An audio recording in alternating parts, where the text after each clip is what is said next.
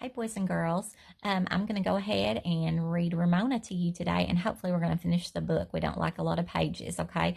The other day, we stopped and they were at the pattern store, I think, and the lady had asked her why she wasn't at school, and she refused to answer. So, we're going to pick up from there. Mrs. Quimby and Ramona returned home in time to pass the morning kindergarten straggling along the sidewalk with their seat work papers to show their mothers. Ramona got down on the floor of the car so she would not be seen. Later that afternoon, Beezus brought Mary Jane home from school to play. "How did you like kindergarten today, Ramona?" asked Mary Jane in a bright, false tone. It told Ramona all too clearly that she already knew Ramona had not gone to kindergarten. "Why don't you shut up?" asked Ramona. "I'll bet Henry Huggins isn't going to want to marry a girl who hasn't even finished kindergarten," said Mary Jane.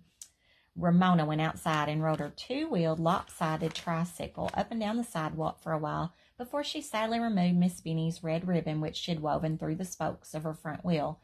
On the second morning, Mrs. Quimby took a dress out of Ramona's closet without a word. Ramona spoke. "I'm not going to school," she said. "Ramona, aren't you ever going back to kindergarten?" Miss Quimby asked wearily. "Yes," said Ramona. Miss Quimby smiled. "Good. Let's make it today." Ramona reached for her play clothes. "Nope. I'm going to stay away until Miss Benny forgets all about me, and when I go back, she'll think I'm somebody else." Miss Quimby sighed and shook her head. "Ramona, Miss Benny's not going to forget you." "Yes, she will if I stay away long enough." Some older children on the way to school shouted "drop out" as they passed the Quimby's house. The day was a long, long one for Ramona. That evening her father said, "I miss my little girl's smiles." Ramona managed a tight-lipped smile that did not show the gap in her tooth. Later, she heard her father say something to her mother about "this nonsense has gone on long enough." But her mother answered with something about "Ramona has to make up her own mind if she wants to behave herself." Nobody understood. Ramona wanted to behave herself, except when banging her heels on the bedroom wall. She had always wanted to behave herself. Why couldn't people understand how she felt? She just touched Susan's hair because it was beautiful, and the last time, well, Susan had been bossy, so she deserved to have her hair pulled. Ramona discovered the other children in the neighborhood were fascinated by her predicament.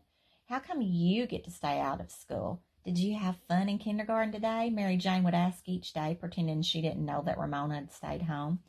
Henry Huggins was the one, quite unintentionally, who frightened Ramona. One afternoon she was pedaling her lopsided two-wheeled tricycle up and down in front of the house. Henry came riding down the street delivering the Journal. He paused with one foot on the curb in front of the Quimby's house while he rolled a paper. Henry grinned and threw the paper on the Quimby's front steps.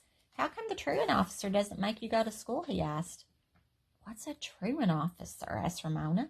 "It's a man who gets after kids who don't go to school," was Henry's answer as he pedaled on down the street.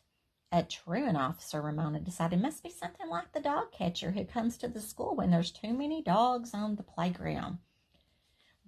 "Ramona, why do you keep making such faces?" Miss Quimby said as Ramona came in the house. Ramona took her tongue out of the space and said, "I'm not making faces." Pretty soon she knew her grown-up tooth would come in without the tooth fairy paying a visit, and no one would ever even know that she'd lost a tooth. She wondered what Miss Benny had done with her tooth. Probably thrown it out. The next morning she asked her mom, "When do you think Miss Benny will forget me?" Miss Quimby kissed the top of Ramona's head. "I doubt if she'll ever forget you," she said. "Not ever, as long as she lives." The situation was hopeless. Ramona wasn't hungry when it was time for lunch. She was chewing on a carrot when she heard the doorbell chime. Maybe the truant officer had finally come to get her and would carry her away in the back of a truck. Maybe she should run and hide. "Why, Howie," Ramona heard her mother say. Feeling that she had a close call, she went on chewing away at the carrot stick she was eating. She was safe. It was just Howie. "Come on in. Would you like to stay for some soup and a sandwich?" Ramona hoped Howie would stay. She was that lonely. "I just brought Ramona a letter." Ramona jumped up from the table. "A letter? For me? Who's it from?" "I don't know," said Howie. "Miss Benny asked me to give it to you." Ramona snatched the envelope, and sure enough, Ramona was printed on the front. "Let me read it to you," said Miss Quimby. "It's my letter," said Ramona. She tore open the envelope. When she pulled out the letter, two things caught her eye. Her tooth was scotch taped to the top of the paper, And Mrs. Benny had used a cue just like she wrote it herself. Mama, cried Ramona. Miss Benny had not thrown away her tooth, and she loved the way Ramona drew her cues. Why, Ramona, Miss Quimby was astonished. You've lost a tooth. When did that happen? At school, and here it is. She waved the letter at her mother and studied it carefully because she wanted so much to be able to read Miss Benny's words. It says, Dear Ramona Q, how's your tooth? I hope the tooth fairy brings you $1. I miss you and want you to come back to kindergarten. Love and kisses, Miss Benny. Miss Quimby smiled and held out her hand. Why don't you let me read the letter? Ramona handed over the letter. Maybe the words weren't exactly what she pretended to read, but she was sure they must mean the same. Miss Quimby read, I'm sorry I forgot to give you your tooth, but I'm sure the tooth fairy will understand. When are you coming back to kindergarten? Ramona didn't care if the tooth fairy understood or not. Miss Benny understood, and nothing else mattered. Tomorrow, Mama, she cried. I'm going to kindergarten tomorrow. She can't, said Howie. Tomorrow is Saturday. Ramona gave Howie a look of pity. But she said, Please stay for lunch, Howie. It isn't tuna fish. It's peanut butter and jelly. All right, guys. That's the end of our Ramona the Pest book. We'll start a new book next week, okay? Bye for now.